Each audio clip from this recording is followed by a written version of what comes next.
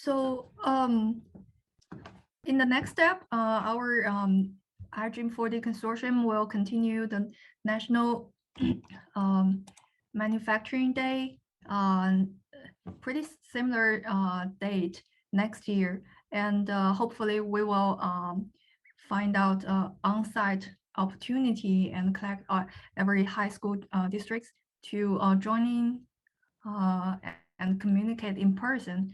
So thank you everyone for joining today, and welcome all of you to join next year.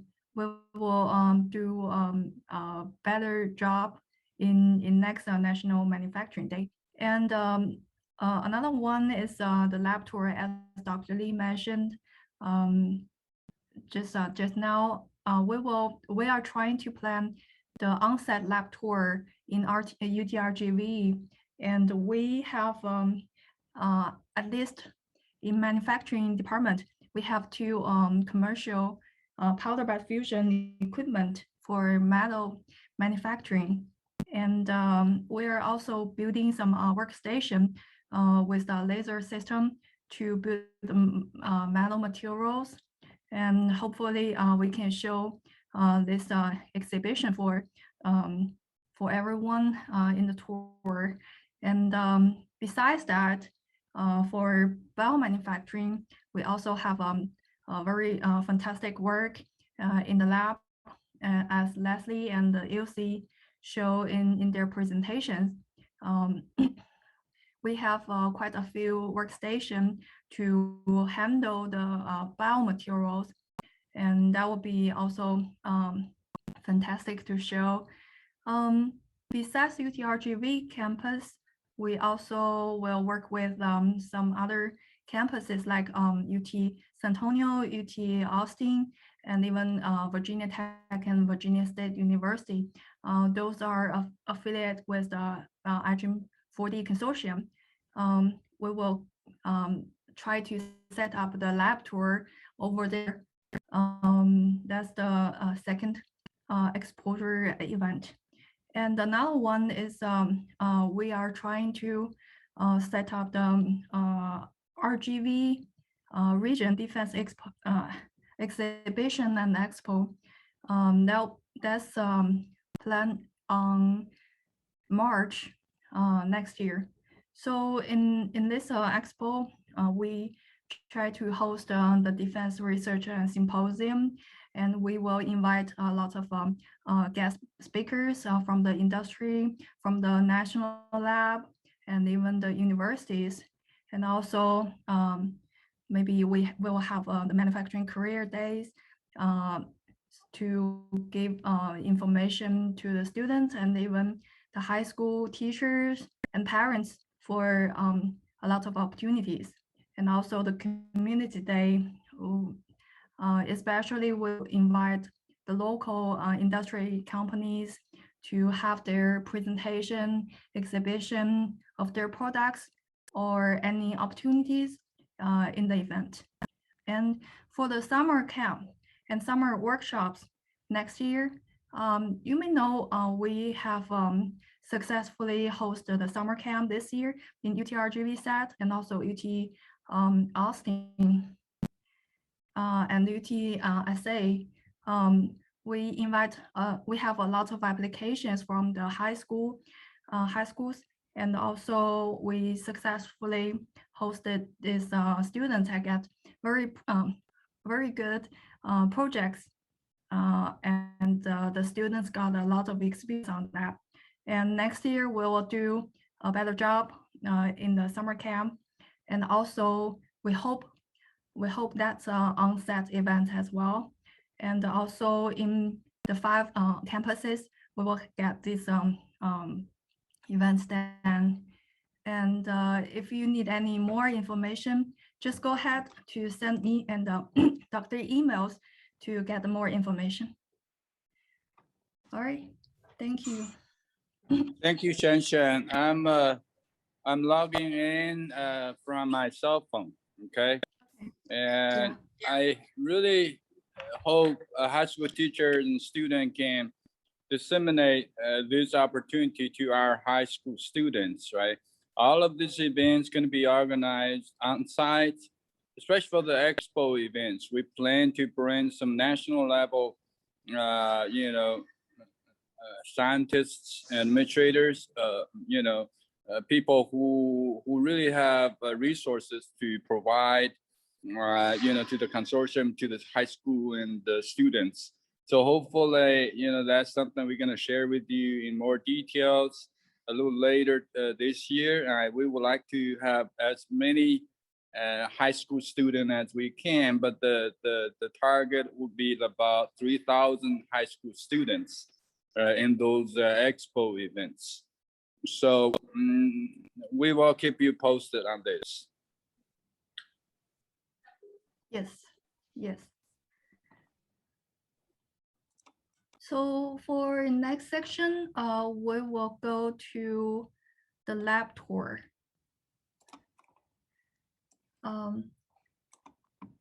Is Virginia Tech, Ben, are you ready? Yes, I am.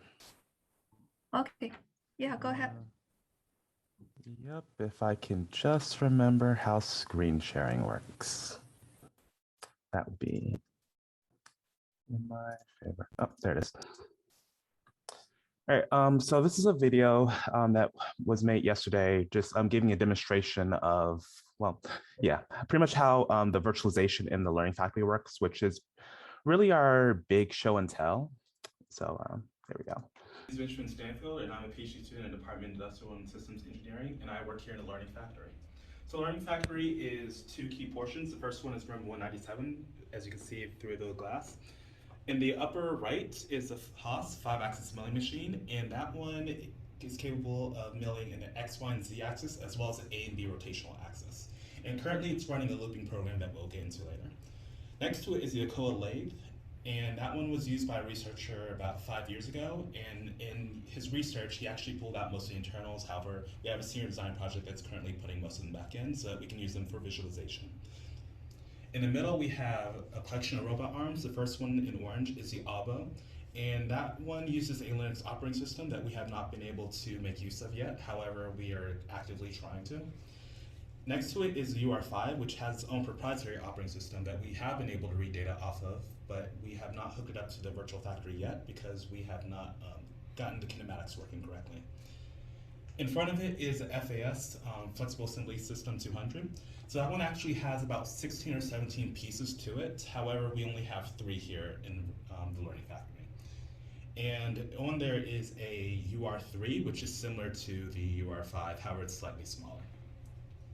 So back we have the Epson, which is a robot arm with a conveyor belt built onto it. And we have not hooked that up to power yet, so we are not reading anything from there. And lastly, we have a collection of 3D printers. So the first one is the Rise 1 in gray, which is capable of printing in plastic, a glass fiber, and a carbon fiber, as well as inkjetting a bluish ink onto the part.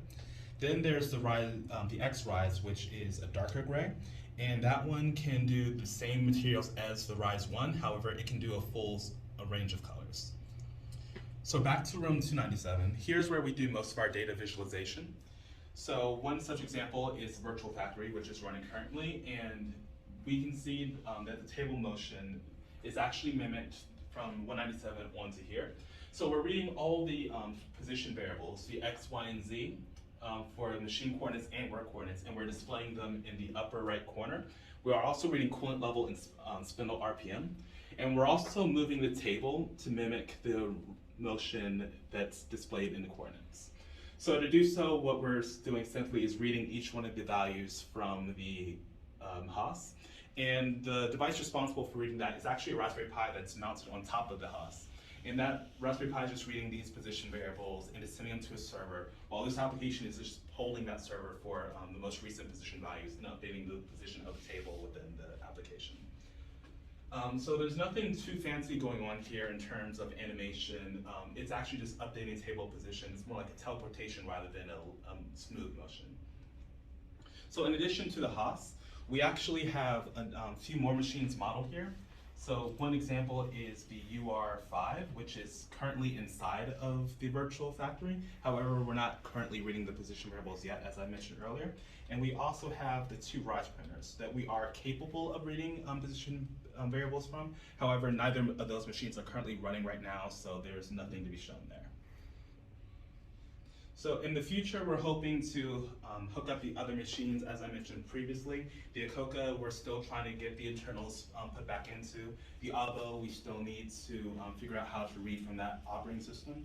The Epson robot has not been hooked up properly yet. And we also have a new 3D printer called the Rise X2RC. And that one we haven't really looked at closely yet. However, considering that the Rise 1 and the X Rise both use the same program for actually reading the variables from, we hypothesize that we can probably use this exact same one for the X Rise. However, at that point, we would need to create a 3D model for that later.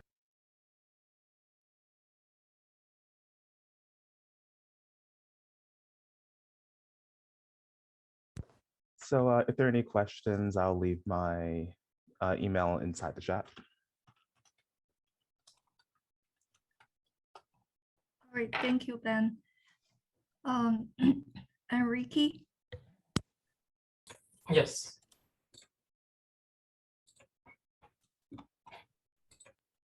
Okay. Hello everyone, my name is Enrique Contreras and I'm a graduate research assistant here at IDRIM 4D Consortium. Right now we're at the Texas Manufacturing Assistance Center where we have a class 4 laser. This type of laser can do two types of manufacturing. The first one being additive manufacturing and the second one being subtractive manufacturing. So basically this laser is a spectrophysics Spirit 1 laser and it has a repetition rate of 200 kilohertz, which means it can send 200,000 pulses in 1 second. And with this laser, we can print or remove material in micro resolution, which other forms of additive manufacturing struggle to do. From the laser system, we have a laser beam that travels through a series of lenses and mirrors, such as the ones that you're seeing. And the mirrors change the path of the laser until it goes inside of a focusing lens, which is the one in blue. And basically what this lens does, it concentrates all the energy of the laser into a very tiny focus spot of about 30 microns, which will be able to make a lot of damage if the power is increased. And similarly to 3D printing, we have a stage that can move in the X and Y directions.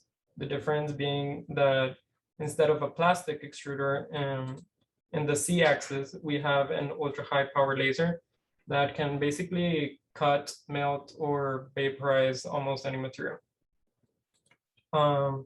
Using the Aerotech software, which is the one showed in the screen, we create a G-code program, and basically in this program, we control the X, Y, and Z stages, and we can tell the laser to turn off and on or to create whatever pattern we want. Like any program, you declare variables. I don't know if you can see in the first line, I'm declaring variables X, Y, and Z, and basically, you use these variables to tell the stage to translate a set amount of distances. And this program can get a bit complicated depending on the pattern. And this is an example of a code that we use. This is done for laser grinding.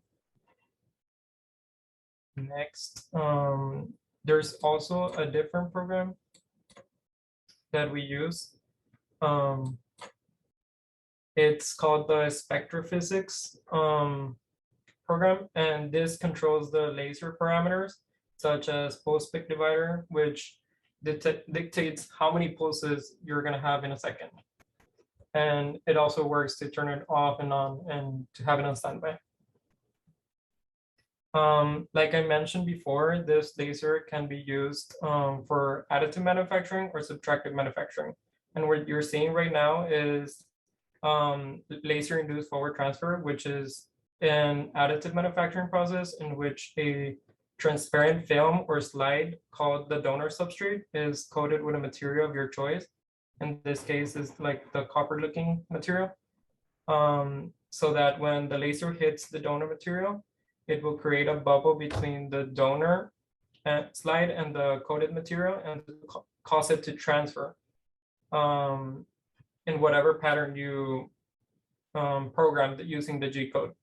And this has many applications from microelectronics to bioprinting and sensor fabrication.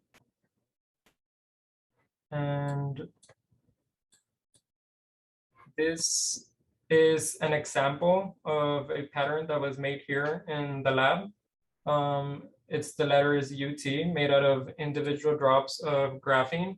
And this was just a test, but later on this was used in conjunction with biogels to see if we could print cells. And graphene is very biocompatible, so that's why we use graphene. The next process is a subtractive manufacturing process, which can be called post-laser ablation or laser grinding. And in this process, we hit a target material directly on the surface to remove material, with the objective being to reduce the surface roughness or to even create nanoparticles of the material from the vapor that is released. And this is basically what my thesis is on, the nanoparticle synthesis through post-laser ablation. This is an example of laser grinding and how by changing different of the laser parameters, we can basically polish the material, or we can even change the color of the material. And basically, in conjunction with this machine, we also have a microscope, which I did not take a picture, but that is mostly all of the laser lab. And that is all. If you have any questions, I will leave my email in the chat and hope I can give you guys this tour in person next time.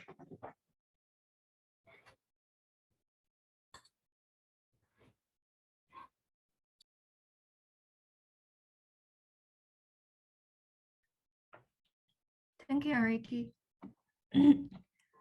So, is there any questions from high schools?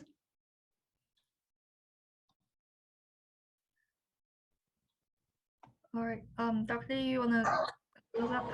Can you see me now? Yeah. So I want to show you another place. Yeah, I know.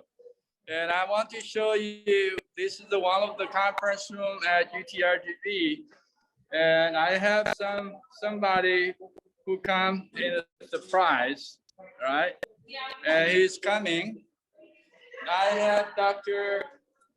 Kubash. He's the Puding of College of Engineering Computer Science. He wants to talk to all of you. Hello, everyone, and do you hear me? Yes, Dr. Great, Kubash. great. How are you doing? Good, good, good. No, thank you for doing this, and I want to welcome everyone to this day and to the College of Engineering and Computer Science. I want to thank Dr. Lee and all the students. I've heard Enrique, he was talking with the students for their active engagement, and I want to tell all those students that we are ready to have you at UT, and hopefully next time they'll be here in person, and then we could have them as students so that they become engineers and do great things. So again, I want to thank you and welcome you to our university, and looking forward to seeing you as students at UTRGV. These up. All right, thank you, Dr. Kubash. I guess it's kind of a noisy now. As I said, I'm going to expect to see you, all of you, and including our teachers at high school on campus. You know, we will keep you in touch regarding the plan. And if you have questions, feel free to send me an email directly. I always feel happy when I see any message from future students. All right, don't be afraid. Hey, that guy is a professor. I don't want to talk to him. No worry. Right? You can consider me as your friend, as your teacher in your classroom, and contact me directly. All right. Thank you so much for your time and effort. I would like to thank all school teachers for your support, for your time, and 4 hours of time. And thank you for that. Bye-bye. Thank you. Thank you, everyone. Have a great day.